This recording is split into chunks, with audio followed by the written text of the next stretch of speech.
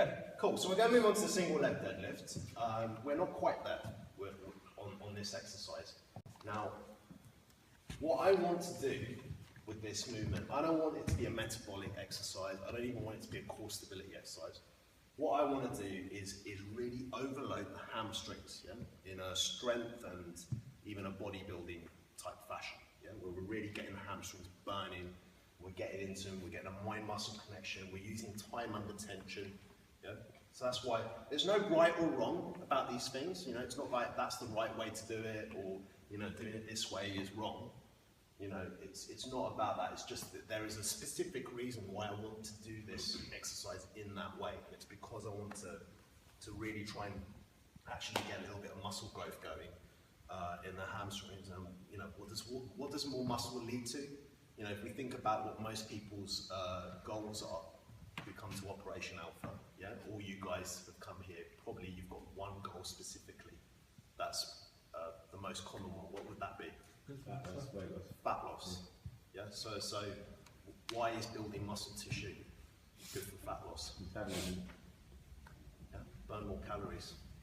Yeah. 24/7, you're burning more calories. It's a more metabolic demanding process as well, yeah, because your recovery from training requires more calories to repair. That's why there's much more value in doing that than just getting a sweat on. Yeah. Just burning a few calories, because actually, over the course of the week, just doing that 3 times a week, it's not that much. It might feel like it's very, very effective. It's not really. Yeah? This is a much more effective way of achieving that, and obviously we get the caloric deficit through manipulating the diet. Yep.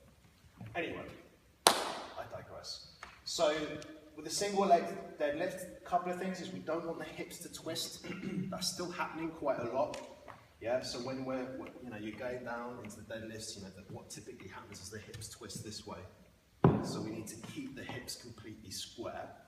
And in terms of stabilizing yourself, I don't know why, just realized, but you know, I've been getting you to do it like this, right, where you're facing the wall.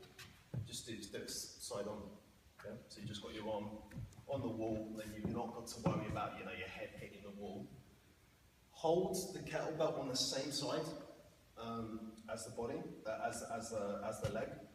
Yeah, again, it's going to be a little bit more challenging for keeping your hips still, but it's just going to be a little bit better because you're going to avoid your shoulder.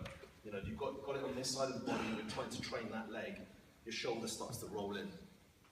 Yeah, and obviously we want everything to be square and straight, good positioning while we're doing it. Yeah, so you're just going to be over there. Bow and arrow movement. Yeah, so it's a hip hinge, it's a deadlift, it's the same teaching points for all these exercises. Slowly, really, really slowly, really swore there. Pull your bum back, keep the kettlebell as close to the body as possible, don't let it drift away from you, because again, that's just going to pull you into a bad position. Can you see the shape I've created? Yeah? That bow and arrow teaching point that I keep talking about? Yeah. If you put your right foot down. You guys see that from there? Yeah. Yep. If you put your right foot down, Don, just put your right foot back into next level. As you can see, look, he's in a deadlift. RDL, deadlift. Hand on the wall. Little triangle. Single leg deadlift. Yeah? All the way up. So what I'm not doing is just trying to get the weight down like this, you know, just reaching down towards the floor and coming back up. Yeah? That's not the point of what we're doing here. We're trying to work the hamstrings. Slowly getting into the hamstrings. I bend the knee, but I don't push it forwards. Squeeze, come back up. Make sense? Yeah. Cool. What's that?